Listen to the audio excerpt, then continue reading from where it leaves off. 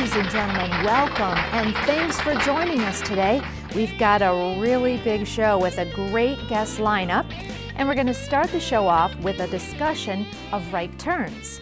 But first, have you ever been driving behind a big truck that had one of those stickers that said, "This vehicle makes wide right turns"? What's that all about, huh? I mean, when they're that big, they can turn whenever they want, as far as I'm concerned. I'm just going to try to stay out of their way. Or what about this one? Have you ever been sitting at the light, waiting to turn left, when all of a sudden you got a bus right there in your face, blocking out the entire horizon? You know what I'm talking about, don't you? I mean, the last time that happened to me, I went home and updated my last will and testament. Personally, I'm always ready to put it in reverse when I see him coming. So let's face it, a lot of things can go wrong when large vehicles like trucks and buses make right turns. Maybe it's because of their longer wheelbase or their inherent blind spots. But large vehicles are more likely to be involved in accidents while making right turns. And I'll let you in on another little secret. Most car drivers don't know that school buses have a blind spot. That's why it's important for you to know how to properly adjust your mirrors and how to keep cars out of those areas. You have the ultimate responsibility for your safety and the safety of the children. By learning how a right turn can go wrong, you can make all your right turns go right.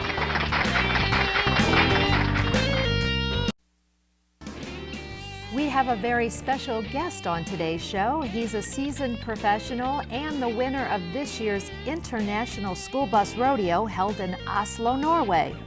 Ladies and gentlemen, please give a warm welcome to Mr. Charles Wright. Hi, Paula. Hi, Charles. Thanks for being here tonight. Charles has been accident-free for more than 20 years, and today he's offered to help us all better understand how to safely negotiate right turns. Well, Paula, I'm glad to be here, and I hope I can help. What would you say, Charles, are the major problems that can take place during a right turn? I'd say that there are three main factors to consider. First, you have to be sure that the intersection is clear. You might think that that goes without saying, but the truth is, some of our folks have accidents while they're doing everything else right except looking around to make sure that the intersection is clear. Well, it seems hard to believe it can be as simple as that, but you're the expert. What else gets in the way? The second factor is drivers who aren't familiar with their bus or experienced enough can sometimes turn too wide and hit a vehicle waiting in the intersection, or they may cut the corner too close and run up over the curb. Finally, there's my personal favorite, the squeezer. And we'll talk about that later on in the show. Well, let's stop for just a moment and let our television audience discuss anything else that might go wrong during a right turn. Let's start with the most basic stuff first. You mentioned that some of our drivers do everything right except make sure that the intersection is clear. How does that happen? As best as I can figure, they get so wrapped up with all of the details that they forget the basics. Sure, they position their bus in the right place and they double check their mirrors, but they forget the basics. One of the basics is to look around. You always have to be aware of your surroundings. Well, I can't argue with that. Let's face it, two things can't be in the same place at the same time, and that goes for cars and buses too. Just because you have a green light or the right of way doesn't mean that you're safe. How many times have you started out from a fresh green light only to have some jerk come blasting through the red light from the other direction? It happens all too often. So even if you're making a right turn, you still have the responsibility as the professional driver to make sure that the intersection is clear. That is a great point. What about the second problem, not being familiar with the bus? It all begins back in basic training. when you learn how to pre-trip a bus, and all about reference points and pivot points. Okay, we're driving a bus, making a right turn. The front wheels easily clear the intersection, but the rear wheels jump the curb. What's with that? How come the front wheels make it, but the rear wheels don't? That's a good question, and one that has a lot to do with the subject of reference and pivot points. What you're talking about is off-tracking, and I'm not talking about betting on the ponies here, but off-tracking is what happens to the rear wheels of the vehicle as it turns. It happens with every vehicle, but it's more pronounced with a school bus because of its length. Think about it. Only the front wheels can turn left or right. Try to imagine that the rear wheels are just being pulled around the corner. This means that while the front wheels are making an arc around the corner, the rear wheels follow more of a diagonal path. You have to compensate for the off-tracking of the rear wheels by lining up your reference points and making your turn only when your pivot point is in the correct position. I know we discussed this in another course, but for the benefit of our audience, what are pivot and reference points again, and why are they so important when making right turns? I'll show you, but it'll be helpful for you to see. Julie, can you play the next clip? The pivot point is the point where the rear of the bus actually turns. It's located at the hub of the right rear wheels, which means that you have to be far enough into the intersection before starting your turn, or you may run up on the curb, or worse, strike something like a pole or a bystander. Now I know why I've run up on curbs before. But what about reference points?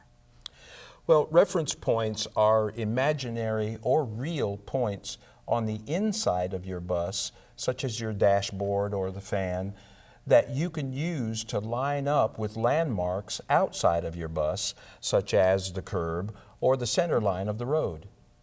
Reference points help you position the bus for a safe turn and can indicate when you should begin turning the wheel. Not knowing the basics can get you into a bunch of trouble, and turning too close to the curb is more serious than just a simple mistake.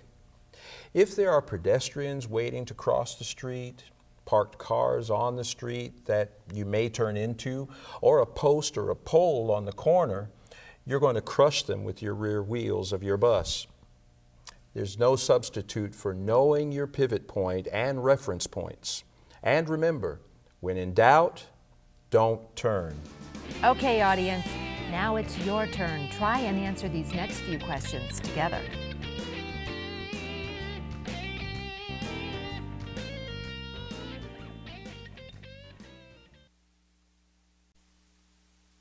Charles, I'm anxious to get to your favorite subject, the squeezer you mentioned.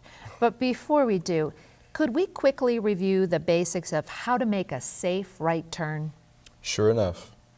First of all, be sure when you pre-trip your bus to properly adjust the mirrors. If your mirrors aren't set just right, a car, a motorcycle, or a pedestrian can squeeze into your blind spot. When approaching an intersection to make a right turn, be sure to signal well in advance of the turn and properly position your vehicle to keep other vehicles out of the blind spot. While you're waiting for the light to change, be sure to rock and roll your head and your upper body as you look around and as you check all of your mirrors, especially your right convex mirror. By moving back and forth, you extend your visual range and you all but eliminate any blind spots. You also have to be aware of your turning and reference points. Of course, each vehicle has its own particular reference point for the right turn. Position your bus approximately 3 feet from the curb, leaving yourself enough room to make the turn, but not enough room for a car to squeeze in beside you. And line up your right turn reference point before you actually begin the turn. Remember to be patient when you're making a right turn. If you see anything that's obstructing your line of travel, Wait until the intersection is clear. Once it's clear, make your turn at a nice, safe speed. Great.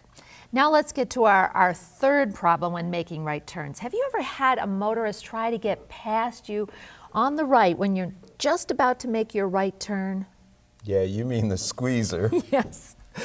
Yeah, you'd think that people would see your turn signal, or at the very least, a big yellow school bus, but they don't. They actually try to squeeze into the far right lane to beat the bus around the corner during a right turn. Usually they get squeezed between the bus and the curb. So how do you prevent the squeezer from getting squeezed? The squeezer usually shows up when you've moved too far to the left of your lane in preparation for a right turn. In other words, you've almost given him an invitation to squeeze in. That wide open space, it's like a warm body to a mosquito. The squeezer can't resist the opportunity to try and squeeze around the corner. In the mind of the squeezer, he has plenty of room to take the corner and get ahead of you. So Charles, let's watch this next clip and get a better look at the squeezer in action. Take it away, Charles. You see, the squeezer has no idea about the diagonal path your rear wheels are going to take. To keep the squeezer from falling into temptation, you have to prepare for your right turn by positioning your bus no more than 3 feet away from the curb. This prevents someone from trying to squeeze in, but at the same time, it gives you enough room to align your reference points and successfully maneuver the right turn. It's your responsibility to remove the temptation for the squeezer to maintain your safety, the safety of your passengers, and even the squeezer himself. Did everyone understand that? So why not take some time with your supervisor or manager to answer the next few questions?